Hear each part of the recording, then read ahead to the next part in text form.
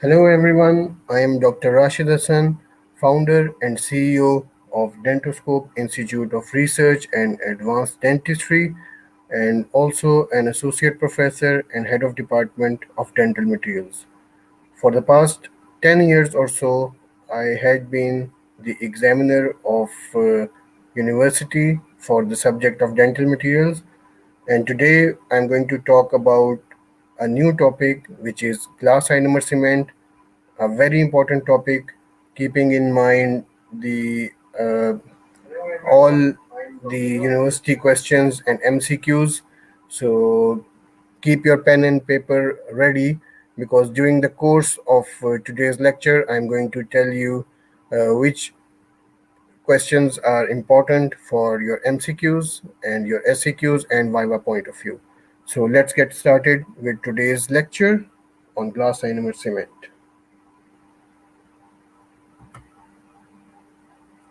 So before moving ahead, there are few terminologies which I want to clarify so that you have a clear concept once we progress in today's lecture on glass ionomer cement. You should have a clear concept about these uh, these small.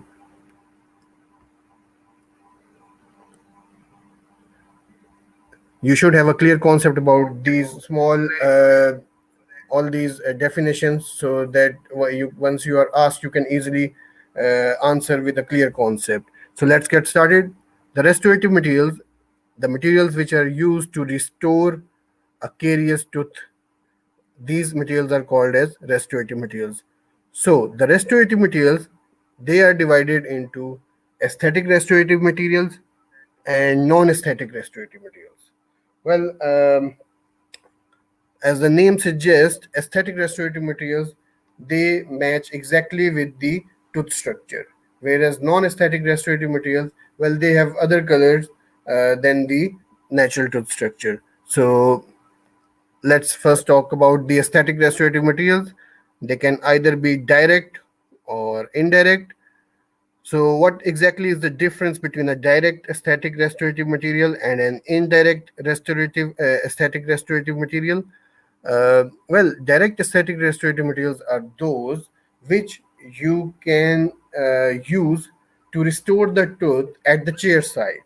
When the patient comes to you and you see there's a carious lesion in any of the tooth that you want to treat, you just remove all the carious lesion and then insert the direct aesthetic restorative material there and then. You don't need to send anything to the dental laboratory to fabricate and then you insert it.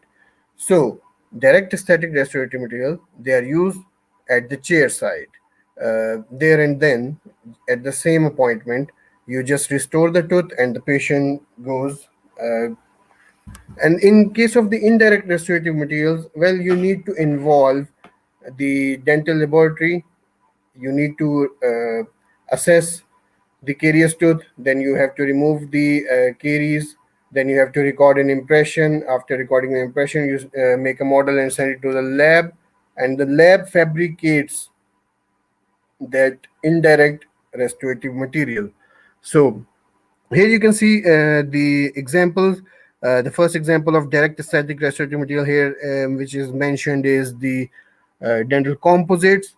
And then, in case of indirect restorative material, well, they are all ceramic crowns, which can be used as indirect restorative materials. So let's move ahead to non-aesthetic restorative materials. Well, non-aesthetic restorative materials are similarly like aesthetic restorative materials. They can either also be direct or indirect, and the same definition applies to them as well. Well, the direct non-aesthetic restorative materials, well, they are also inserted into the patient's mouth without involving any lab work. And indirect restorative materials, well, they definitely, you have to record an impression and you have to send it to the lab to record this to fabricate these kind of restorations. Well, examples here are the direct non-aesthetic restorative materials. Well, they are dental amalgam, also the gold fillings, which are not used nowadays, but still they are the examples of the direct aesthetic and non-aesthetic restorative materials. And in case of indirect non-aesthetic restorative materials, well, gold inlays or any metallic inlay, onlay, crown, well, they are the examples of the non-aesthetic restorative materials. So today we are going to talk about the direct aesthetic restorative material. And well, before moving ahead, let's talk about different types of cavities, the carious lesions which we encounter during our clinical practice. And there was the classification. These carious lesions, they were classified by G.V. Black, one of the renowned ancient dentist who contributed a lot in dentistry, like giving the best proportion of dental amalgam, then the foot-driven dental drill, and then nitrous oxide, which is mostly used these days for conscious sedation. Well, that was introduced into the dentistry by G.V. Black as well. And the main contribution of G.V. Black was the classification of dental caries, which we are going to discuss now. Well, according to G.V. Black's classification of cavities, there are five different classes of cavities, and the sixth one is the modification of G.V. Black classification. The first one, well, I will go through all of them one by one, and I will also show you the clinical pictures of all these type of cavities. Well, class 1 is pit and fissure of all the teeth. Class 2, proximal surface of the posterior teeth. Class 3, proximal surface of the anterior teeth that do not involve the incisal edge. Class 4, proximal surface of the anterior teeth that do involve the incisal edge. And then class 5, which is present at the gingival or the facial or lingual surfaces of all the teeth except pit and fissure. And then the modification of class 6, which is the carious lesion present on the cusp tips.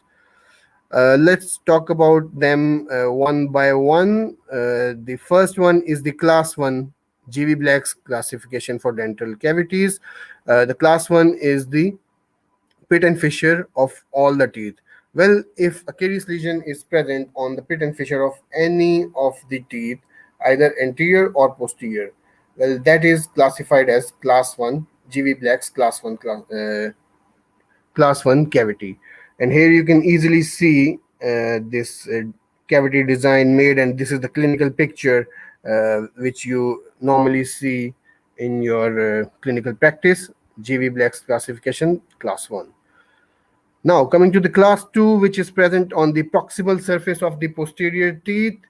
And here is the a diagram which shows the class 2 cavity. And it is present on the proximal surface of posterior teeth. The proximal surface can either be mesial or distal surface. And here you can easily appreciate the clinical picture of the cavity that you basically remove all the carious lesion which is present in class 2 cavity, and then you make the cavity design according to the criteria of G.V. Black's classification. So this is the clinical picture of class 2 cavity. Then class 3 cavity, which is present on the proximal surface of the anterior teeth that do not involve the incisal edge. But here you can see in the diagram the class 3 cavity. It is present on the proximal surface of the anterior teeth, and this is the clinical picture of the class 3 cavity by G.V. Black. And here you can see this filling. It is basically present on the proximal surface of the incisor teeth, but it is not involving this incisal edge. This incisal edge is not at all involved. When this incisal edge is involved along with the proximal surface of the anterior teeth, well, then you classify them as class 4 cavity according to G.V. Black. So here it is. In the previous picture, you saw that this incisal edge was intact, but here the carious lesion has extended to the incisal edge. It has also involved the incisal edge, and this is the clinical picture. So in case when the proximal surface involves the incisal edge as well, you call it as class 4 cavity for by GB Black. Then class 5 cavity, where it is present on the gingival third of the facial and lingual surfaces of all the teeth.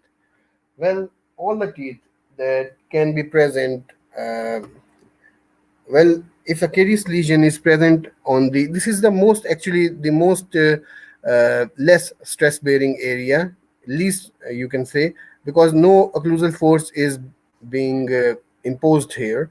uh, so they are different, either anterior or posterior teeth, it doesn't matter, but if the caries lesion is present on the gingival third, either on the facial or the lingual side of any teeth, either anterior or posterior, that is called as class 5.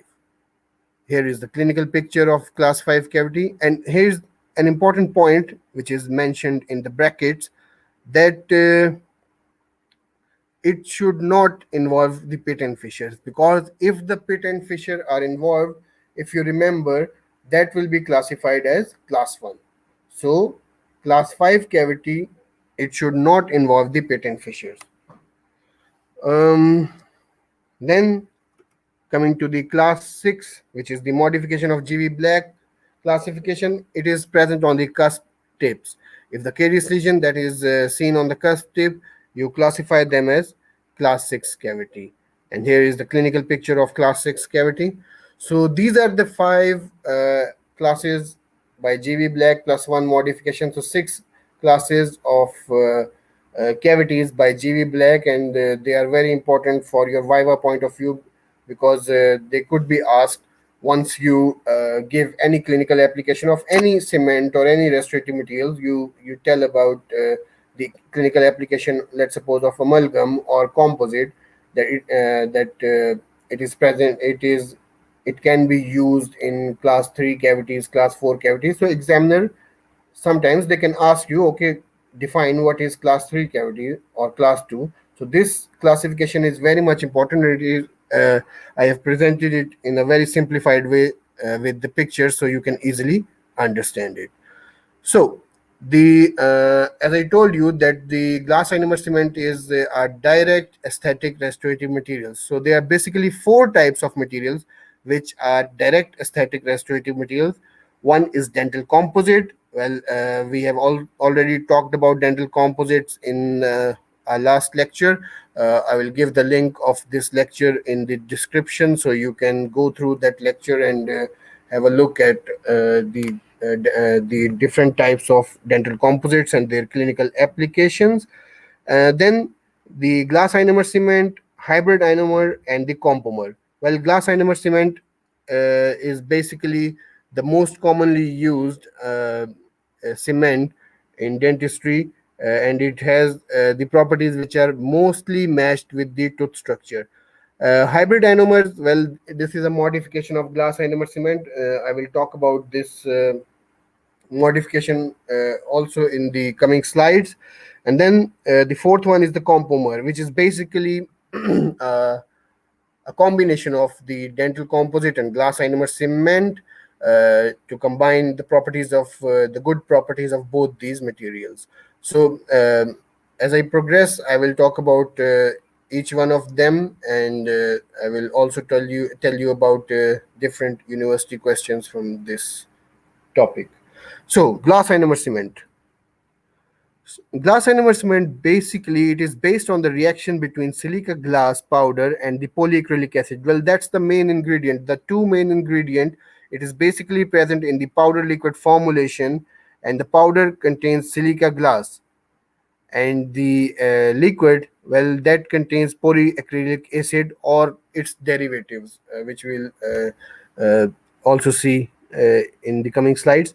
So basically the name is derived from these two, the silica glass powder and the ionomer, which contains the carboxylic acid type of the polyacrylic acid. So the ionomer and glass powder, well, these two combine to give it the name of glass ionomer cement. And Well, the application of this glass ionomer cement, well, there are a lot of applications in dentistry, and it is basically dependent upon the particle size, which ranges from 15 to 50 micrometer. So this is the particle size range. So it is a very important multiple choice question. Note this down, that the particle size of glass ionomer cement, it ranges from 15 to 50 micrometers. So what are the different uses of GIC, or glass ionomer cement? You can say, well, in the start, it was used as an aesthetic restorative material. Well, it is basically an evolution. The first restorative material, the gold, was the first restorative material used. Then, it being an expensive, it was replaced by dental amalgam, and then due to the aesthetic requirements of the patients, material scientists, they developed the silicate cement, which was the ancestor of glass ionomer cement. And then the glass ionomer cement, hybrid ionomers, compomers, and then the composites, then ceramics. So this is basically an evolution of different restorative materials. So in the start, it was used as an aesthetic restorative material in the anterior teeth, because at that time it was the only aesthetic restorative material present besides dental, the silicate cement. So it was much better than the silicate cements. So it was used for the aesthetic purpose. Then it is also used for luting of crown or bridge, or any inlay or onlay. So it can also be used as a luting agent. You can cement the crown, bridge, or an inlay onlay with the help of glass ionomer cement. Then in orthodontics, you can the adhere the brackets with the glass ionomer cement. So they can also be used for that purpose. And then it can be used as the pit and fissure sealants. Well, you can use glass ionomer cement as pit and fissure sealant because of its great properties that it possesses, like the fluoride release property, which is the main essence of glass ionomer cement. So in case the patient has deep pit and fissure, so you just seal those deep pit and fissures by glass ionomer cement, so that you can reduce the chances of caries in the coming time. So the next point is the liner basis. Of course, it can be used as a liner underneath the restorations, and in case of the deep cavities, it can also be used as a base. Well, there are certain situations, certain clinical scenarios when the tooth is badly broken. So our main aim, being a dentist, is to restore the tooth. We need to restore the tooth, and for that purpose, if even if the tooth is badly broken, we remove all the dental caries and then we build the tooth up. We do the build up by retention pins or screws. We just drill it in the tooth structure, remaining tooth structure, after removing all the caries, and then we build the whole tooth all around those pillars.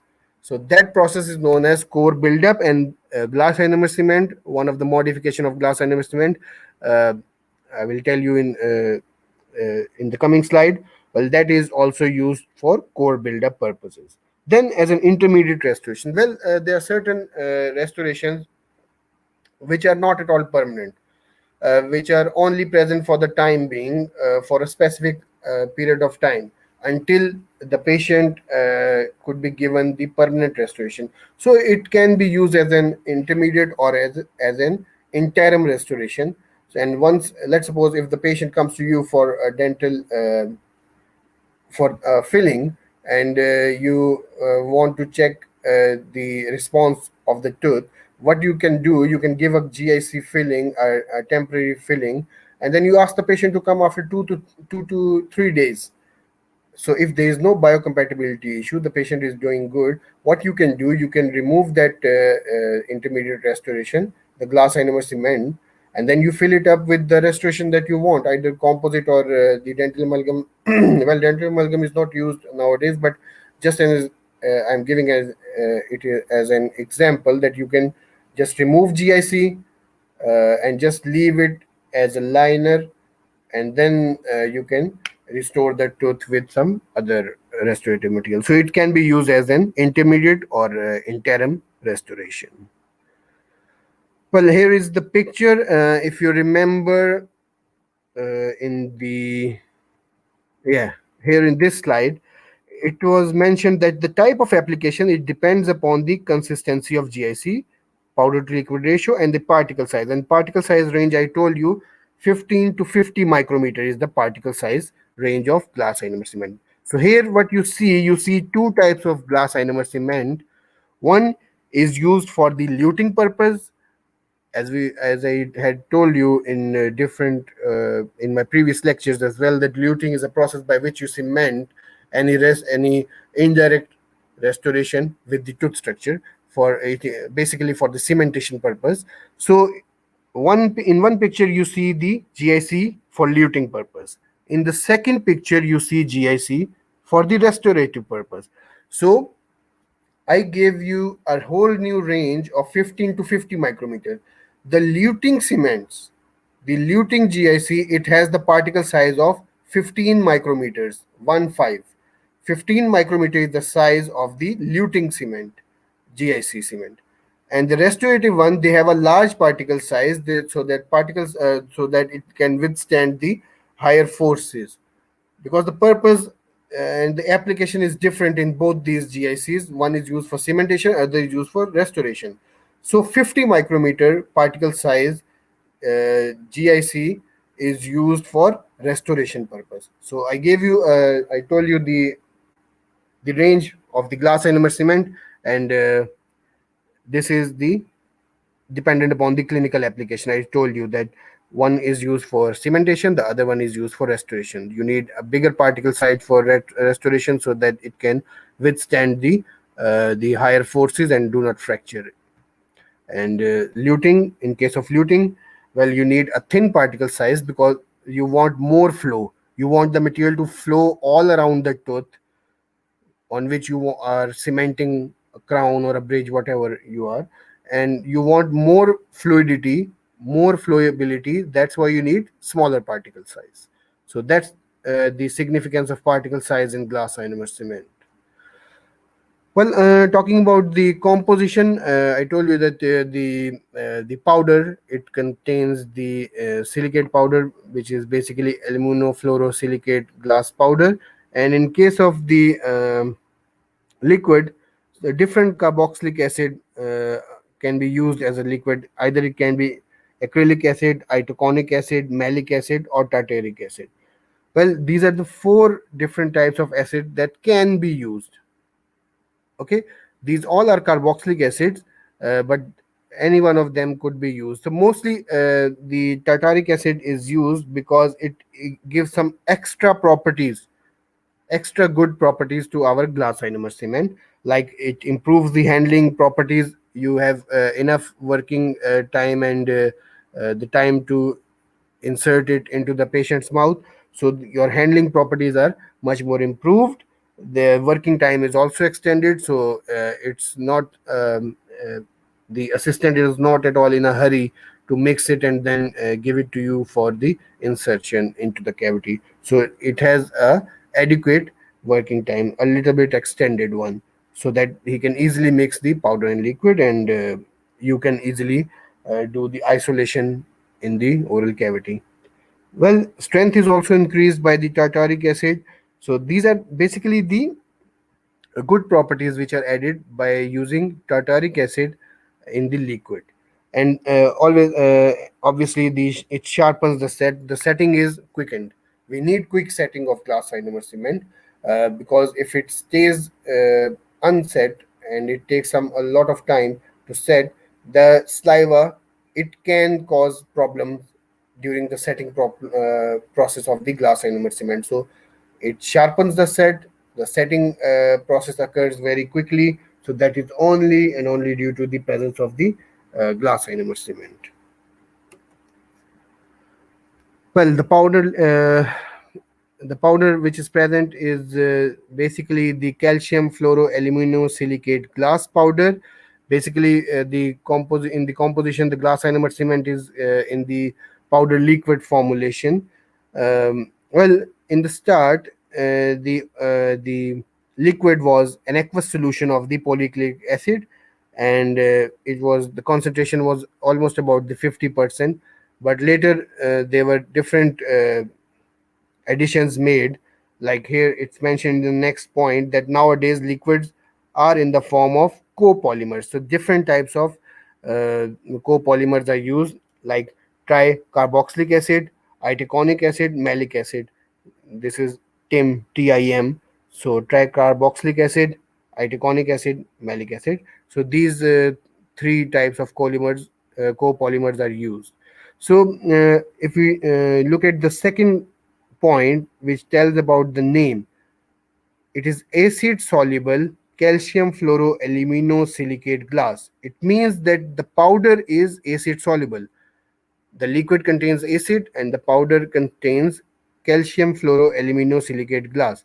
So remember this name, because once we talk about the setting reaction of glass ionomer cement, then this name is going to help you a lot. So it is easily get soluble by the acid, and yeah.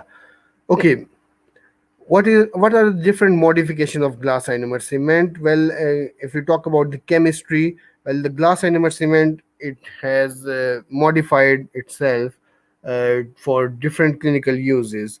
Like the first modification is metal reinforced, also called as the metal modified glass ionomer cement, in which you add certain metal particles into the powder. You make changes in the powder formulation. You add certain metal particles, it becomes metal modified glass ionomer cement. And if you make changes in the liquid component, then it becomes resin modified glass ionomer cement. So in first one, you modified the powder. In the second modification, you changed the chemistry of the liquid, and that's why it is called as the hybrid ionomer, because it has replaced some part of the polyacrylic acid with some other monomer. So that could be anything, any monomer. Like as I mentioned, that different acids are also used as as a copolymer, like tricarboxylic acid, itaconic acid, malic acid. So it is basically a combination of any changes made in the liquid component. So, it can also be the light cure or the chemical cure glass ionomer cement. So the hybrid ionomer is basically a modification in the liquid component. And as I told you in the start, the compomer is basically combining both good properties of the composite and the glass ionomer cement. So we get a compomer. We will also talk about it in the coming slides.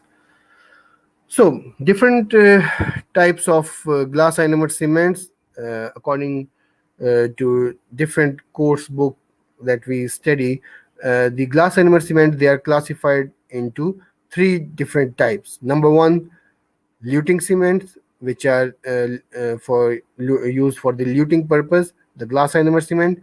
Then the second one is the glass ionomer cement, which is used for the restoration purpose. The third one is used for liner and base. So these are basically the three different types of the glass ionomer cement, which are basically dependent upon the different types of applications.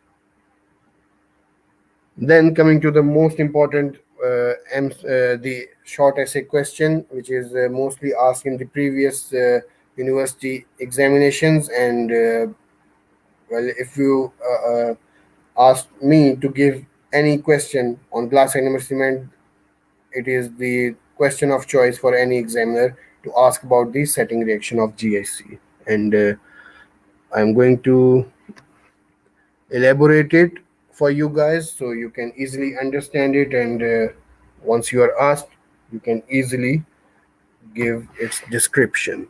So the setting reaction of the glass ionomer cement, the powder and liquid, where they are mixed to form a paste. As I told you that the glass ionomer cement is basically in the powder liquid formulation. So when you mix powder and liquid as required by the as advised by the manufacturer, well, you get a paste. So once you get a paste, what actually happens inside the glass ionomer cement? So if you remember, I told you that yeah, here it is. In the second point, I told you that the powder is acid soluble calcium fluoroaluminosilicate glass. So I asked you to remember this thing, and because it's going to help you in getting a good concept about the setting reaction. So the powder is acid soluble calcium fluoroaluminosilicate glass. And here in the second point, if you see that acid etches the surface of the glass particles. What does the etching means? Etching means forming very, very small microscopic holes. Well, what the acid is present in the liquid and the powder has calcium fluoroaluminosilicate glass. When they come together, the acid attacks the surface of the glass particle. Just think about a single round glass particle. Acid is attacking the glass particle, and it forms very minute microscopic holes into the surface of the glass particles. That is the simplified way of understanding the etching. So acid, it etches the surface of the glass particles. Then, as I told you, that the glass particle has calcium fluoroaluminosilicate. These ions, these are present in the glass particles. So here in the third point, if you see that calcium, aluminum, fluoride, and sodium ions, which were present in that individual glass particle, right? They basically leach out. They come out of those small microscopic holes which are made by the acid. The acid attacked the surface, the small microscopic holes were made. The component, the ions, the elements which were present inside those the glass particle, we are talking about the individual particle, and same is happening all around in the paste that is made. So these ions, these elements, they leach out. They come out of those small holes. Which ions? Calcium, aluminium, fluoride, and sodium ions. They leach out uh, of the individual glass particle, and they spread into the aqueous medium which was made by the acid. Well, then the next point, these polyacrylic chains, the polyacrylic, uh, these chains are basically the part of the liquid component. The liquid contains these polyacid chains. They become cross-linked with calcium. Calcium, here you see there are four ions: calcium, aluminum, fluoride, sodium. So first, calcium is the ion which form cross-linking, which attaches with the polymeric chain of the liquid, right? So calcium is all the calcium which leached out from the individual particle. It gets attached to those specific sites on the polymeric chain of the liquid, right? Then in the next 24 hours, what exactly happens? The calcium ions, they are then replaced by the aluminium ions. The second ion which leached out was aluminium. Here you can see in the third point, right? The second particle which was used, that was the aluminium. In the first 24 hours, it was calcium ion which attached with those liquid chains. After 24 hours, the aluminium ions, they replace those calcium ions. So the four ions were leached out: calcium, aluminium, fluoride, and sodium. Calcium is all used, right? They attached with the chain first. Then the aluminium ions, they are all used because they replaced those calcium ions. So now we are left with aluminium ions attached with that polymeric chain of liquid, and sodium and fluoride ions in the aqueous medium. So we are left with three. So sodium and fluoride ions, they do not participate in the cross linking. Well, there is a significance.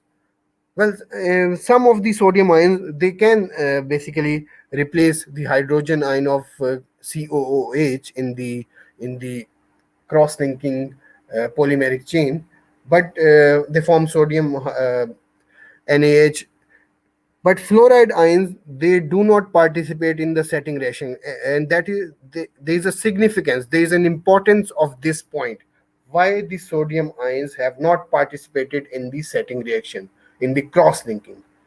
So at the end of this slide, this concept must be clear in your mind, that acid attacked the glass powder on coming in contact, formed small minute holes. The individual component, the ions, they leached out of the glass powder. Aluminum ions, they get attached with the liquid polymeric chains, the calcium ions, sorry, and then the aluminum ions, they replaced it. And then sodium and fluoride ions, they do not participate in the setting reaction. Sodium ions, sometimes they participate, but fluoride ions never participate. Now, moving ahead, the cross-linking phase, it becomes hydrated with water, because as I told you, that liquid component of glass ionomer cement was an aqueous solution, right? So it becomes hydrated with water. The unreacted glass particles are covered. They were sheathed by the silica gel that developed when the cations were removed. When the ions were getting removed, the unreacted particles, they get covered by the silica gel. Okay, because as it in the name, it was calcium fluoroaluminosilicate glass. So silica is also present. So silica is used to basically cover the unreacted glass particles. So what exactly is present in the set glass ionomer cement? This is the last point. The set glass ionomer cement contains some unreacted powder, which are covered by the silica gel, right?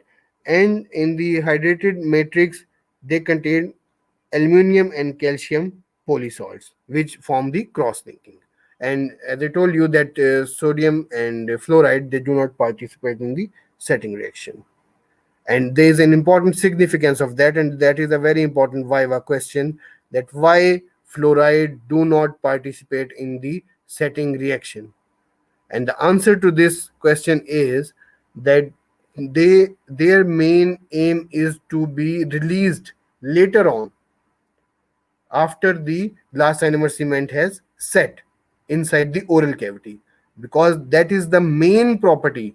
Glass ionomer cement, always remember that all the materials that you study in the dental materials, they have, every material has some specific properties which are confined to that individual material, which shows the which is, you can say that, which is the identity of that individual material. And in case of glass ionomer cement, fluoride release and adhesion with the tooth structure are the two important properties which are only confined with the glass ionomer cement. So the fluoride ions, I told you there is a significance of that fluoride ions, why they do not participate in the setting reaction, because their main function was to be released later on in the oral cavity for anti-karyogenic effect, right? That's why they were not used in the setting reaction. Water also plays a very important role in the chemistry of setting of glass ionomer cement. Well, initially it acts as a reaction medium in which all the reaction is going on. It basically hydrates all the cross-linking matrix, those polysalts, and then these calcium and aluminum ions, which are attaching with the poly acid chain. So it was forming a reaction medium. Then it forms a gel structure that is stronger and less susceptible to moisture. That is very important, that after some time a gel structure is formed which basically protects the glass ionomer cement. But the freshly made cement, well, that is very, you can say that, very sensitive to air and moisture. In case of air, when it is exposed to the ambient air, it forms cracks on the surface of the glass ionomer cement filling, right? Due to desiccation. Desiccation means the loss of water, right? Like we can say the dehydration phase. So freshly mixed cement, that is very sensitive to moisture as well as the air, the ambient air. In case of air, if there is loss of water, then there is going to be cracks formation on the surface. And any contamination by water in the start, it will also cause the dissolution of matrix. The whole set matrix, which contains that silica, unreacted glass particles, that silica, which are covered by the silica gel, then those polyacrylic acid chains, then those fluoride ions and all those calcium and aluminum ions, well, that will get dissolved. There will be complete dissolution of the matrix if we expose the set material with it gets exposed by the moisture. So we need to protect the set material. Once you, being a dentist, you do a glass ionomer cement filling, you need to protect it. And there are three different ways mentioned here by which you can protect the glass ionomer cement. Number one is the light cure bonding agent. The bonding agent is always present in the dental surgery. There's a small brush along with that bonding agent. You just dip it in the bonding agent and then paint it on the freshly made GIC filling, and then light cure it. Cure it with light. Your filling is protected from any moisture in the oral cavity, because oral cavity is always moist with the saliva. So keep this thing in mind that it should be protected in the start. Then you can use the cavity varnishes. I told you these varnishes are also used to block the dentinal tubules. Once we make a cavity, the cavity is deep enough to reach the dentine, and we are making the cavity with the dental drill. We expose, that there are S-shaped dental tubules. So we basically, when we cut into the dentine, we expose one end of those tubule, so it becomes very sensitive. Anything can travel from there to directly to the pulp, because underneath dentine is pulp. So we need to block those small dentinal tubule openings, and that is done by the cavity varnish. So we can also use that varnish to paint on the GIC filling, and then we can cure it with light, and in that case our cavity, our GIC filling is protected by the moisture, protected from the moisture rather. Then the easiest solution is the use of the petroleum jelly. Well, 60-minute application, a 60-minute application with petroleum jelly is enough to protect it from the moisture. Then, what are the different factors which affect the setting reaction of glass ionomer cement? Here, there are four different factors. First, the glass composition, the powder to liquid ratio, well, that can also affect the setting reaction of GIC, the temperature, and then the polyacrylic acid or the addition of the tartaric acid. So, any change in the liquid composition. So, glass composition, if we change aluminum to silica ratio, the rate of the setting it increases. There is a strong sharpening in the setting reaction if there is a change in the aluminum or silica. Well, that is basically done in the industrial phase, because we don't have these ions separately. We get a bottle with GIC powder, so all these ions are already present. So if a manufacturer it changes the ratio of the aluminum to silica, well, that will sharpen, and that will cause a fast setting GIC. Then, in case of absence of fluoride, well, that's going to be a very big disadvantage. But the powder becomes very reactive; it reacts very fast, and the material sets very quickly. But that's the basically a disadvantage for us, because we are mainly using glass ionomer cement for the fluoride release for anti-carcinogenic effect. Then the presence of the complex formulation of aluminum and calcium, if they are present in some different formulation or the ratio, then the setting is going to be slowed down. So any change in the glass composition is going to either increase or decrease the setting of glass ionomer cement. Talking about the powder to liquid ratio, obviously, if there is more powder and less liquid, the setting will definitely going to increase, right? So If the powder is present in the large quantity, it will sharpen the setting is going to be quick. And if the liquid is present in the larger ratio, then the setting is going to be delayed. So this is basically the difference if you make any changes to the powder liquid formulation. So this is in your hand. Changing in the powder liquid formulation is in your hand, but not the composition of glass and the liquid. Then the temperature, well, if there is increase in temperature, the setting will definitely increase, just like any other material. You increase the temperature, the setting increases. If you refrigerate or decrease the temperature, let's suppose you are mixing it on a glass slab and you refrigerate it for some time in a refrigerator for about 10 to 15 minutes to cool it down, and then you mix glass ionomer cement over it, well, that will reduce the setting, that will delay the setting. So always keep this thing in mind, that decrease in the temperature is going to in, give you increased setting time, and any increase in temperature is going to decrease your setting time.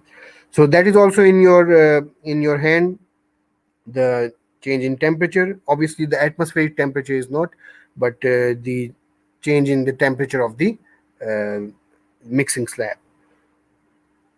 Then the change in the the liquid formulation, polyacrylic acid or tartaric acid. Well, if there is increase in the concentration of the tartaric acid, the setting is going to be increased. As I told you in the start when we were discussing about the composition, that it sharpens the set.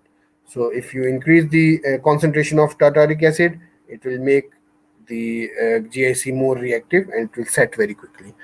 A brief talk about the properties of glass ionomer cement. The biocompatibility, well, it is the most biocompatible of all the restorative materials. It has the properties the most. I mean, I told you that in my previous lectures, you must have gone through that tooth being when you are talking about the dental materials, you should always think about everything as a material. Tooth is also a material. I told you in my lecture on dental composites, you can go through that lecture, that tooth is also a composite material. It is a natural composite material. It consists of organic component, inorganic component, and water, right? So it also has some specific properties, specific physical properties, the color properties, the hue, value, chroma, the strength, the hardness, the brittleness. So all these physical, chemical, mechanical properties, they are also present in the natural tooth. And glass ionomer cement is the only dental restorative material which has the properties very very close to the natural tooth structure. That's why it binds very strongly with the natural tooth structure. So it is the most biocompatible of any of the restorative materials that we use in dentistry.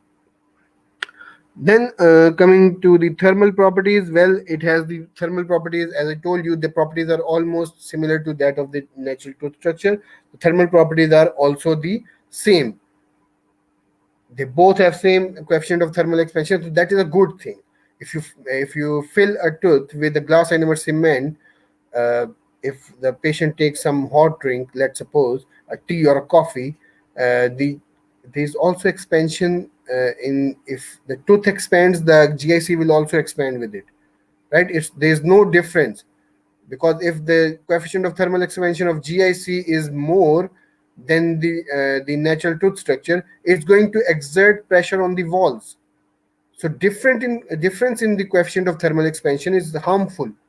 It's going to exert pressure on the along the walls of the cavity, and it can also result in the fracture of the tooth structure.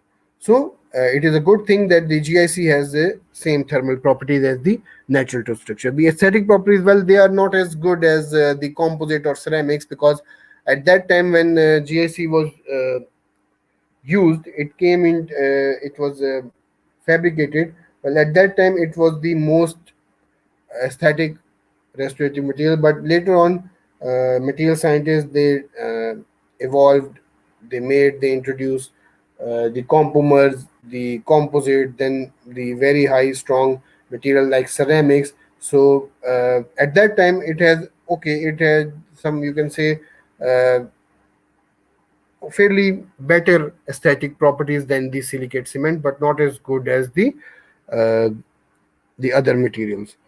Then shrinkage, well, there is not much shrinkage seen in the glass ionomer cement, so it there are very less chances of micro leakage in case of GIC restorations. Now coming to the main core property of the glass ionomer cement, which is fluoride release. Well, fluoride release is the property which is only associated with GIC. And as I told you, that the fluoride, they do not participate in the setting reaction only for this purpose, because they are going to be released later for the anti-karyogenic effect.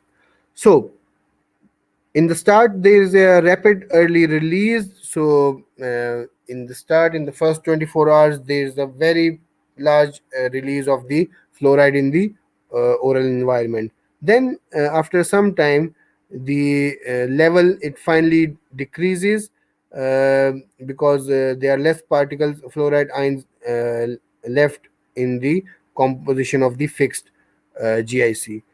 Well, yeah, I mentioned this thing that fluoride ions do not take part in the matrix formation. So even if they are released, as they do not take part in the setting reaction, even if they are released later on, they are not going to compromise any physical or mechanical properties of the glass ionomer cement, because they did not participate in the setting. They are not the part of this set. You can say the material which is giving these all these setting properties, the mechanical properties. So even if they are not, even if they are released, well, that's not going to cause any difference to the mechanical properties of GIC. So that's a good thing, that GIC, once it is released, well, it's not going to cause any difference in the physical or mechanical properties, because it did not take part in the setting reaction. So amount of fluoride release is same for both conventional uh, and the GIC, which is in the resin modified form, which is, I told you, this is the modification of the glass ionomer cement, the modification or change in the liquid component. So this fluoride release is the same for both of them. Okay. Oh yes, I told you that there is an initial burst in the first 1 to 2 days, and then it is sustained at a lower level for a continuous release. Because uh, this is a viva question, that right, in a composition of GIC, there is a specific amount of fluoride present. So if it's going to get released, well, the function, as I told you, we all know that the function of fluoride is basically to get released once it is set. So definitely it's going to finish someday, but it doesn't.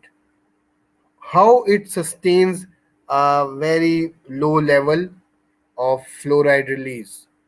It means that it is constantly releasing fluoride, but it is not getting finished because of this part, this third point, that GIC is not only able to release fluoride, it is also a fluoride reservoir. It also stores fluoride. How it stores? Well, through your toothpaste, when fluoride containing toothpaste, mouthwashes, fluoride is present there. So all the fluoride that you take externally, well, that gets saved in the GIC, so that it maintain that level of the fluoride release throughout its lifetime. So that's the an important viva question that I told you, that how it sustains a lower level, because it's going to get released. So how it sustains it, that is only due to the fluoride reservoir property. It saves the fluoride as well from mouthwashes or the toothpaste. Well, the second property, I told you that the glass ionomer cement has two specific properties. One was uh, the fluoride release and fluoride reservoir, and the second one is adhesion with the tooth structure. So now we are talking about the second property, which is associated with GIC. So for any any material to adhere with the tooth structure, well, there are some requirements that it needs to fulfill. The surface properties should uh, maintain such requirements in order to get good adhesion, and they should be good wetting. The surface should be wet enough, and by the restorative material. The second thing is the low contact angle. The contact angle should be as close as possible. You must have this idea that the contact angle of wetting should be below 90 degrees and as close as possible to zero, because it means that the material is closely in contact with the substrate, with the tooth structure. A clean substrate surface, well, the substrate surface means the tooth surface on which you are applying that restorative material. It should be clean. It shouldn't have any moisture or blood present there. It should be properly isolated. The surface energy of the adhesive must be less than the surface energy of the enamel and dentin. Enamel and dentin should have more surface energy so that it can attract the adhesive, which is the restorative material. So once the surface energy is higher, it's going to attract GIC to any restorative material towards it. So these are basically the main requirements for a good adhesion. Now we are talking about the mechanism of adhesion of the tooth structure of glass ionomer cement. The theory is called as the ion displacement theory. Well, we are familiar that enamel or the dentin, they contain a very important structure which is hydroxyapatite, right? The chemical formula of the hydroxyapatite, if you have it in your mind, it contains calcium and phosphate ions into it. Well, basically, if you see the chemical composition of GIC, they also contain these calcium and phosphate ions into it. The liquid component contains it. Well, the main idea of the ion displacement theory, well, I simplify it for you guys so you can understand it. Well, it is that the calcium and phosphate ions, they are basically displaced from the enamel, and they come in between. Well, here you can see two. One is the bulk of the cement, and second is the bulk of the enamel. So this is the tooth surface. Let's suppose the bulk between the yellow lines, and this is the bulk of the cement. So what exactly happens? The calcium and phosphate ions, they come together, they leach out of the enamel and the cement, and they form a calcium and phosphate intermediate zone. This zone is formed between the cement and the tooth structure, and that intermediate zone, which contains calcium and phosphate, that forms that strong bond between the glass ionomer cement and your tooth structure. So this is basically the ion displacement theory. The ions are displaced from the enamel, and there is an intermediate calcium phosphate rich zone between the tooth and the cement that binds the glass ionomer cement with the substrate, which is the tooth structure. So this is the basically idea of the mechanism, you can say, of adhesion of GIC with the tooth structure. Then let's talk about the merits and demerits of the GIC. The chemical adhesion to the tooth structure, that is a very big advantage of glass ionomer cement. I told you by ion displacement theory, the glass ionomer cement, it adheres well with the tooth structure, best adhesion without any of the adhesive or any other chemical used. Then coming to the next one is the fluoride release. I told you these two are the core properties of the glass ionomer cement, the fluoride release. Then coefficient of thermal expansion. I told you that the coefficient of thermal expansion, the thermal properties of the tooth and glass ionomer cement are same. So when the tooth expands, the glass ionomer expands, the tooth expands with in this same ratio. So the coefficient of thermal expansion is the similar for the tooth structure. That's a very good property. And biocompatibility, I told you that it is the one of the most biocompatible restorative materials. Now, talking about the disadvantage, it is sensitive to moisture and desiccation. So, if there is a moisture present in the freshly mixed cement, well, that's going to cause dissolution of the whole set matrix. It's going to destroy the set cement. And if there is a loss of, you can say, the dehydration, desiccation, the cracks are going to appear. So, these two are very important disadvantages. Then low fracture toughness. The fracture toughness is very low, so that's why its clinical application is very much restricted in the high stress areas. So we cannot use it in the much more high stress areas due to its low fracture toughness. And the flexural strength, the flexural strength is also very low, so it wears off with the time as well, because as the patient choose, uh, different forces are applied, and if when the sliding force, which is also called as the flexural force, basically you are going to grind a material, any food, so you are going to apply the sliding forces by the teeth as well, so that's going to wear it off. So that's mentioned in the next point, that it has low wear resistance, so it wear off very very quickly. And relatively poor aesthetic. At that time it was the an aesthetic restorative material, but with the passage of time we developed some new one. So it has a relatively poor aesthetics. You cannot use it nowadays, because the composites and the other materials, they are present in different shades, which match exactly with the tooth structure. Now let's talk about the indications. Where can we use the glass ionomer cement? Well, we can use, if you want to use it as a restorative material, use it in class 3 and class 5 cavity. These are the low stress bearing areas. If you remember, the class 3 is present in the proximal surface of the anterior teeth and not involving the incisal edge, because once the incisal edge is involved, that becomes a high stress area, because from the incisor edge, the first thing that we do is the patient, it bites the food with the incisors, and the incisal edge is the sharp edge which bites the food.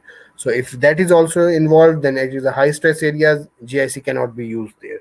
In case of class 3, when only the proximal caries is present, well, we can use this glass ionomer cement. And also in class 5, when it is present on the gingival third, when there is no stress present, then it can be used as a luting agent. You can use it for cementation of the crown, bridges, inlays, onlays. You can use it for the cementation of the orthodontic brackets. Then it can be used as a liner underneath an amalgam filling, or even underneath a composite filling.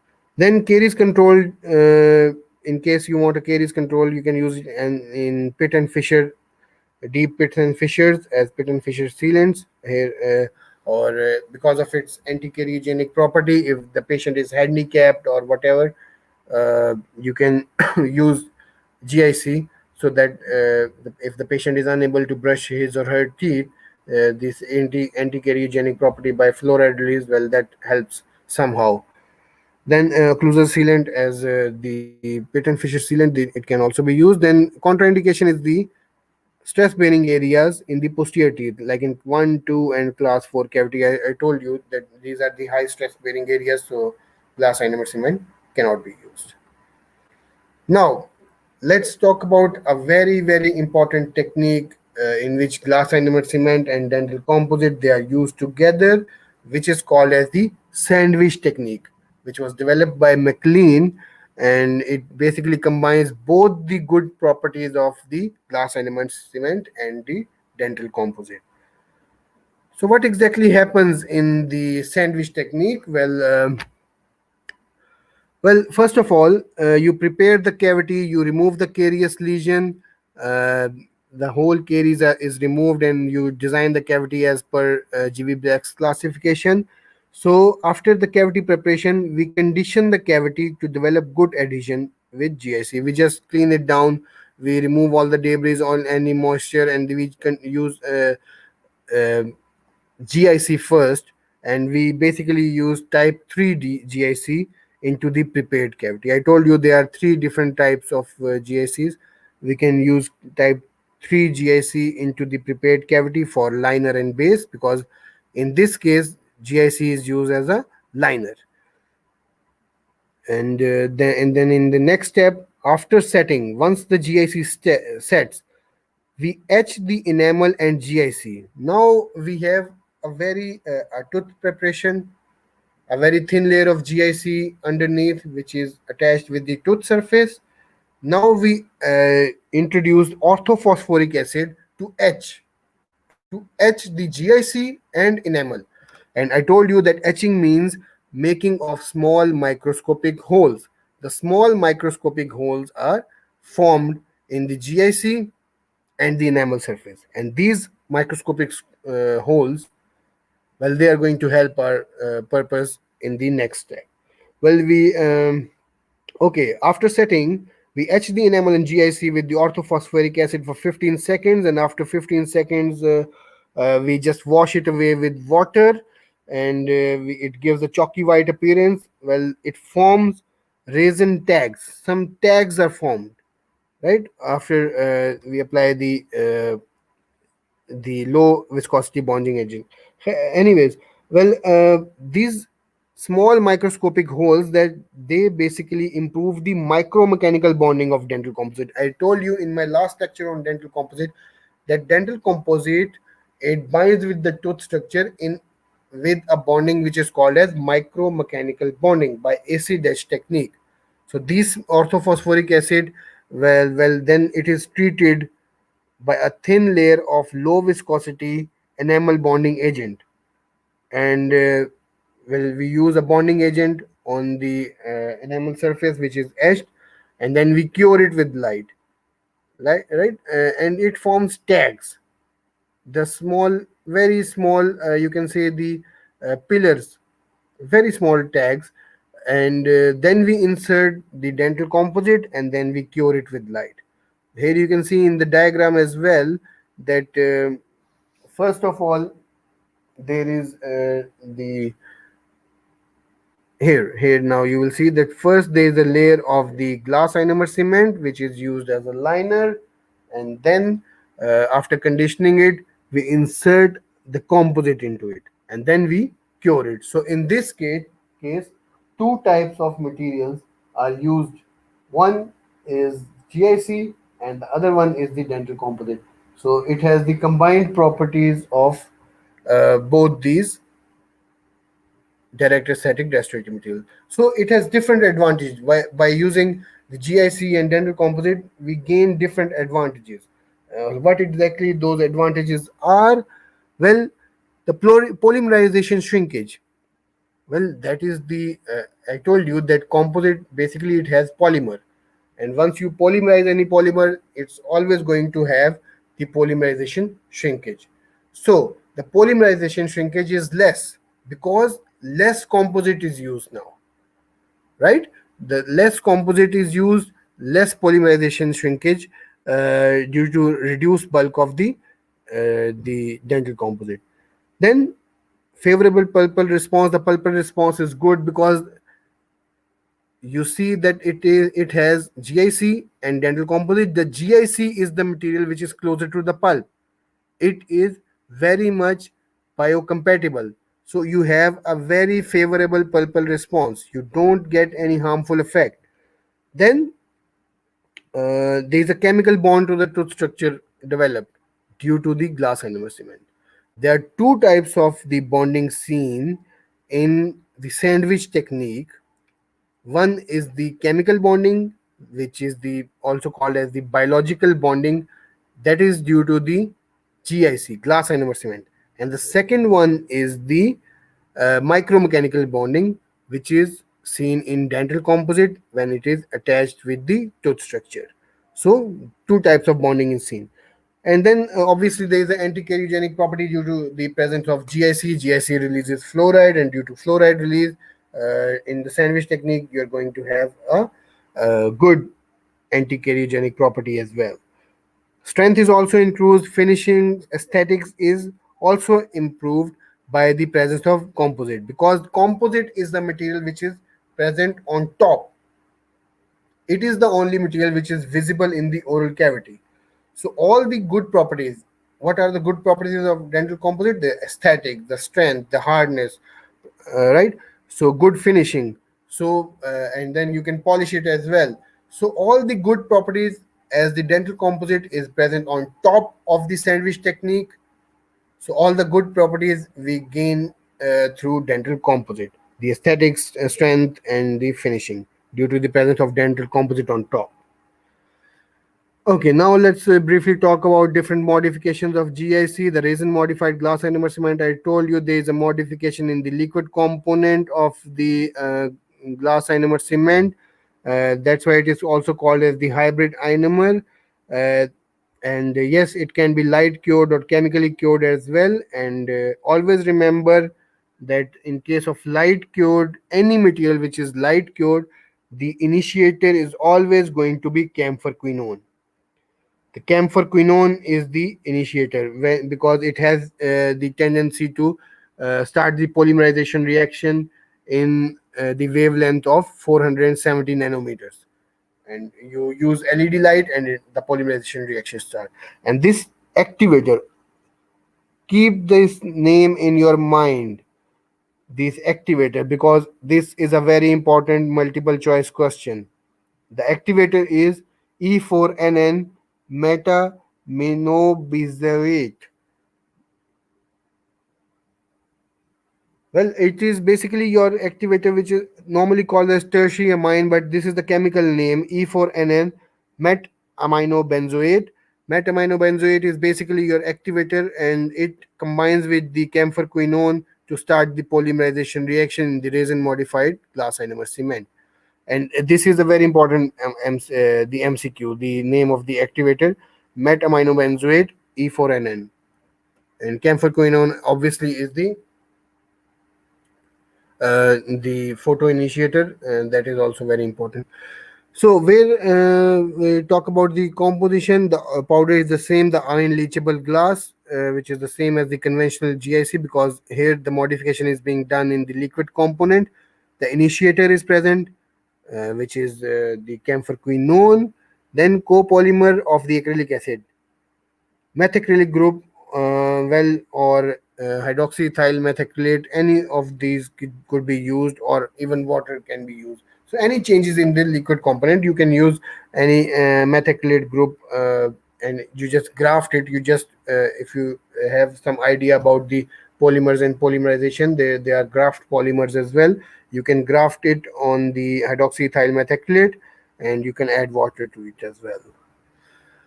Well, why we need to make this modification in the resin component, the resin modified glass ionomer cement? Well, it is attempt to combine the benefits. Well, the benefits of the glass ionomer cement and the composite. Well, get some good properties of both of them. Well, the fluoride release and adhesion to tooth structure, these are the two main properties of GIC, and strength and aesthetics. And there is attempt to reduce the hydration sensitivity, delayed wetting, and the poor early strength. Well, that's the disadvantage of the GIC, which is reduced. And then polymerization shrinkage is reduced, micro leakage, and the recurrent chances of recurrent caries, that is also reduced. So that's why we do certain modifications. We talk about the properties, the advantages. Well, it has reduced moisture sensitivity, it has good working time, so your assistant can easily work on it, and he can easily mix the powder liquid component. Setting is very fast. Once you insert it into into the oral cavity, it sets very quickly, so there's less chances of your filling, GIC filling, to get contaminated by any moisture or saliva. So that's good. So increased mechanical properties, it has much better mechanical properties, but than the conventional glass ionomer cement, but there's less fluoride release. Fluoride release is seen, but not as much as the conventional ones. Then translucency is enhanced, which is good, that because we know that the tooth structure has good translucency, so it somehow matches some good aesthetic properties of the natural tooth. Disadvantage is more shrinkage. The shrinkage is seen, which was the advantage, a main property of the glass ionomer cement. As I told you that shrinkage is not seen in GIC, so there's less chances of micro leakage. But here in resin modified glass ionomer cement or the hybrid ionomer, the more shrinkage is seen. Well, less ability to wet the tooth. Well, that's the main problem. The for good adhesion, proper wetting of the tooth with the material, the restorative material, is very important. and it has less ability to wet the tooth, so the adhesion is also compromised. And due to the shrinkage, well, there is more shrinkage, it is correlated to this micro leakage, there is more micro leakage, and there is a chance of recurrent caries. So where you can basically apply resin modified glass ionomer cement for the restoration of the child teeth, the deciduous teeth, you can use RMGIC. Then for pit and fissure sealants, I told you they release fluoride, anti-cariogenic properties. Restoration of class 3 and class 5 carious lesion when there is not stress involved in those areas, you can use resin modified GIC. So, minimal invasive buccal, lingual, proximal, and occlusal cavity preparation. Well, there is a very small cavity, there is very small, you can say the carious lesion, you can use resin modified. You cannot use it in the high stress areas. Then you can use it in core buildup. I told you what exactly a core buildup it is in the start of the today's lecture. So you can do the core buildup procedure with the resin modified glass ionomer cement. Then there are defective margins in case of some defective margins of the GIC GIC filling. Well, you can repair it with the resin modified glass ionomer cement. Then fixation of the orthodontic appliances, the orthodontic bands and brackets, you can use resin modified glass ionomer cement for its cementation. Then for the luting purposes, for the cementation of crown, inlays, and the bridges, well, you can use it for the luting purpose as well. Well, resin modified glass ionomer cement can be used in the lining. You can do the lining with resin modified glass ionomer cement or hybrid ionomers with any under any sort of the restoration. Then sealing the root surface of the overdentures. Well, overdentures. If you took my lecture on the restorations used in dentistry, I just uploaded it. You can go to the playlist of dental biomaterial lectures, and you will find a lecture on the restorations of used in dentistry. And there I have clearly mentioned what exactly an overdenture is. But cutting a long story short, I just tell you that our main aim as being a dental surgeon is to save the tooth, even if the roots are present, and we try to keep them intact, because if the roots are present, they if roots are removed, that's going to compromise the bone height and bone density. The bone is going to be resolved, so we keep the roots intact, and then we give a denture over it. That is called as your overdenture. And obviously, the surface of the root, which is visible in the oral cavity, we need to seal it first to rest the denture over it. So, resin modified glass ionomer cement is used to seal the sorry occlusal surface of all the retained uh, roots for application of for use of overdentures. So that's the application, the description of application of the resin modified glass ionomer cement. Now coming to ART restoration, the atraumatic restorative technique.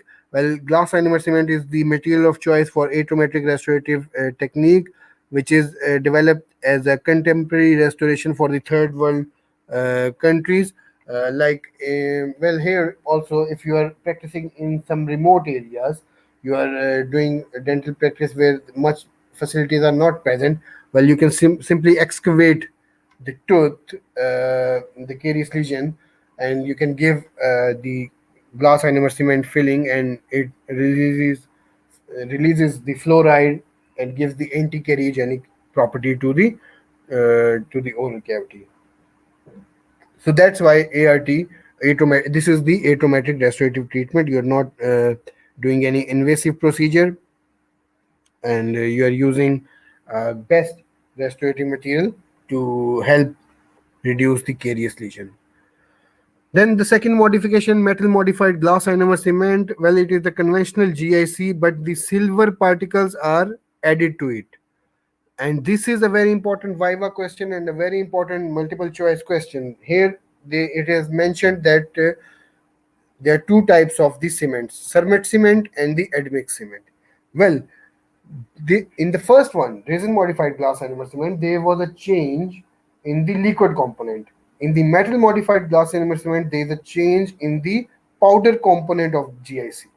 They are available in powder liquid formulation. So in hybrid ionomer or resin modified glass ionomer, there was a change in the liquid component when you change the polyacrylic acid with any of the uh, copolymers. And here in the liquid component, you incorporate the silver particles, and there are two ways by which you can add the silver particles into the GIC powder, and they are mentioned here. One is called as the cermet cement, the other one is called as admix cement. So the difference is, and you should know the difference because it is asked in the Viva examination and also in multiple choice questions. Well, silver particles, when they are fused with the GIC powder particles, right? There is a glass particle and there is a silver particle. They are fused together. Then the resulting cement is called as the sorbate cement, right? And the second one is when a normal glass particle and a normal silver particle, they are just mixed with each other, just mixed randomly, like we normally mix things randomly. When they are just mixed, that is called as the admix cement. So that's the difference between cermet cement and the admix cement. In the cermet cement, a glass particle and the silver particle, they are fused together under high vacuum, under controlled conditions. You just fuse these two particles. That is your cermet cement. And you, when you simply mix it, when the manufacturer they simply mix it, that is the admix cement. Both are metal modified because in both the silver particles are attached to the glass particle. In one case they are fused, and the other one they are just mixed together. And then there is improved handling, improved radio opacity. Well, that's very nice. It becomes radio opaque by the addition of the silver particles, because then you can easily see it in the radiograph. Then wear resistance is improved because now a metal has also become a part of your GIC, and metal has good wear resistance. It is stronger than these small glass particles. So the wear resistance, which was a problem, well, that is also overcome by the metal modified GIC. Then fluoride release, well, it is similar, but to be very honest, it is slightly less than the conventional glass ionomer cement. But still, it releases fluoride, which is the, I told you, the essence of the glass ionomer cement. Now, here where we can use the metal modified glass ionomer cement, the indication in non-stress bearing areas. We can also do core buildup with it because of the fluoride release. The case control is a very big advantage that we achieve by the metal modified glass ionomer cement. Then atometric restorative treatment, the ART, I told you, any type of GIC, you can use it in ART. So same is the case with metal modified glass ionomer cement. You can use it in atometric restorative treatment. And then lastly, we talk about the compomers. I told you the compomer is basically a combination of GIC and the dental composite.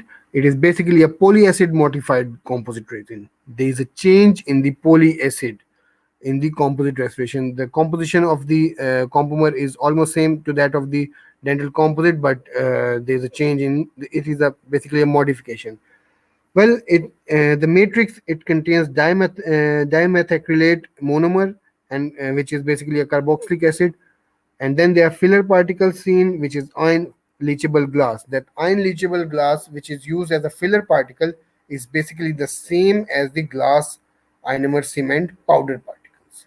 So here you can see the component of the GIC, and in the matrix you can see the component of the dental composite, and no water is present in the compomers. So that's how you make a compomer, and the compomer basically it has good properties, but there are certain advantages and disadvantages, and I will tell you a very important Viva question here, which is a brainstorming one, that why you use compomer or we don't use compomer. Well, okay. Well, advantage is that it is easily placed and it is easy to polish. It releases some fluoride as well. So it is a type of composite having some fluoride release properties. It is more aesthetic than the glass ionomer cement because it is basically a modification of glass ionomer cement as well as the dental composite. So it has better mechanical properties than the GIC because of the presence of uh, the composite composition here, which is basically the matrix. It gives a good mechanical and the physical properties as the fillers are also present there. Then it has inferior mechanical properties as compared to composite. Obviously, some mechanical properties are of composites are far better than the individual one, the GIC and the Compomers.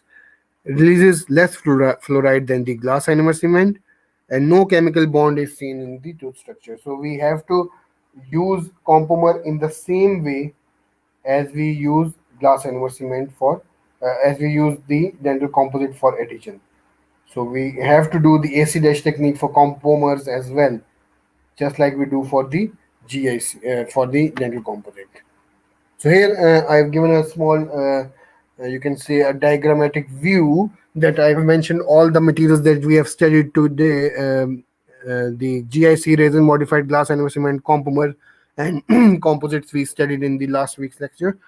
Well, as we move from GIC to composite, the aesthetics keeps on increasing. Here you can see this arrow. The aesthetic it keeps on increasing. GIC has poor, relatively poor aesthetics. Then resin modified they have good aesthetics. The compomers have better one, and the composites have best aesthetic properties. Then the strength it also increases from GIC to the composites, right? So as we move towards composite, the strength also increases. The polishability that also increases. So these three properties, strength, aesthetics, and polishability, they increase as we move from GIC to dental composites. But the fluoride release and the adhesion property of adhesion with the tooth structure, they decrease as we move from composites to GIC. So here, composite have least fluoride release and least adhesion with the tooth structure. And as we move towards GIC, the fluoride release and the adhesion with the tooth structure, well, these properties they increase. They keep on increasing. So, so here in this slide, if you could memorize, you can easily recall five properties of four different types of materials. You can easily compare them, and if you remember this sequence, that GIC, resin modified glass ionomer cement, and then the third one, which is the compomer, and then the dental composite. So here you can easily uh, recall all the properties. Oh yes, one thing I forgot here, that I told you that I'm going to tell you a very important Viva question. Well, that's basically you can call it $1 million question when it comes to Viva. Well, those who have gone through all of today's lecture, so we talked about glass ionomer cement, its types, its setting reaction. Then we talked about a technique which is called as a sandwich technique, in which we use glass ionomer cement and dental composite together, right? And then we talked about the different modifications, and we also learned about resin modified glass ionomer cement, also called as the hybrid ionomer. Then we talked about the metal modified ceramic cement. So these are also all very important, definitions. You need to have clear concept about each and every one of them. Then we talked about admixed cement, ceramic cement, then the compomer. So, so there are two things common. In one way, we talked about the sandwich technique in one case, in which I told you that the glass ionomer cement and GIC and the dental composite they are used together. And in Compomer, I told you that is the combination of the GIC and dental composite. So the question that I always ask, to check if the student has some clear concept or not. And that is a very important question.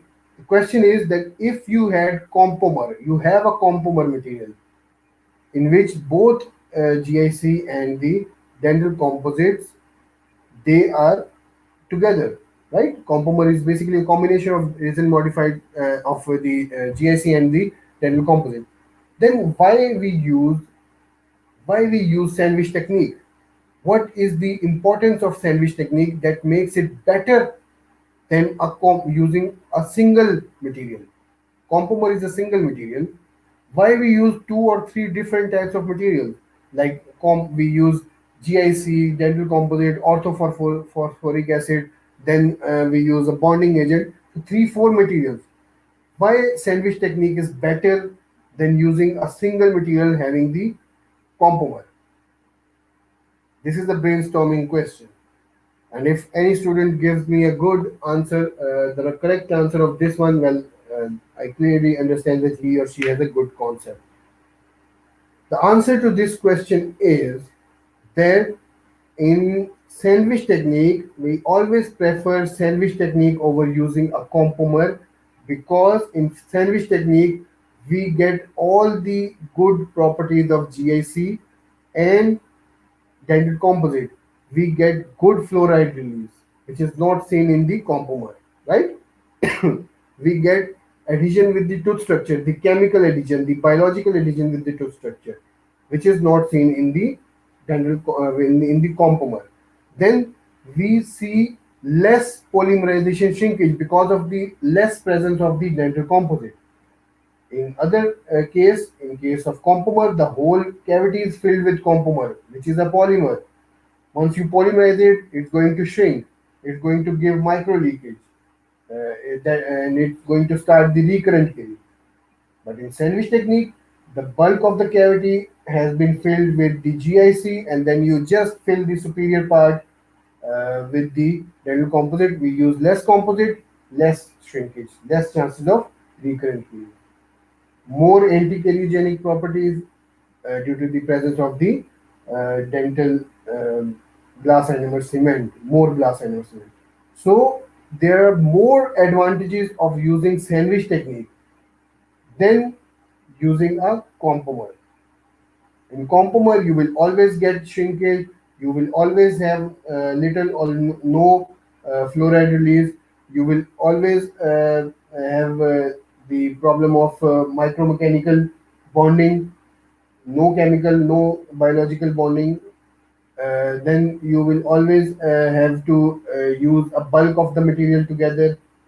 But in that case, in case of using this sandwich technique, you get all the good properties. You also get the aesthetics of GIC, which is required, because in the oral cavity, the aesthetic part, the aesthetic component is only going to be visible, and that is going to be provided by the dental composite. So that was the end of today's lecture. I hope this was helpful. Do like this video. In case of any feedback, do mention it in the comment section below. You can also mention any of the questions that you have.